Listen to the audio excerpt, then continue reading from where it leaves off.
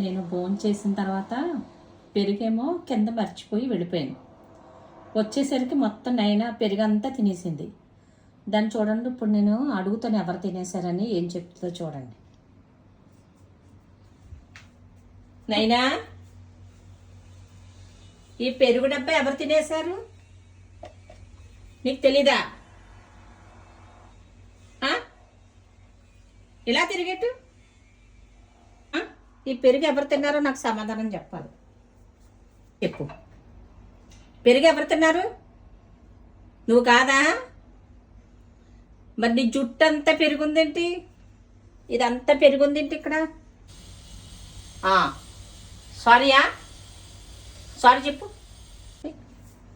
ఇంకో చూడండి, జుట్టు అంతా పెరుగు చేసుకుంది. ఇదిగో ఇదిగో మూతి కింద అంతా పెరిగి, అదిగో ఇదిగో ఎంత పెరుగో చూడు. తినేసింది వచ్చేసరికి. మళ్ళీనంట దీనికి తెలియదట. తెలీదా? పెరుగు ఎవరు తిన్నారో తెలీదా నీకు?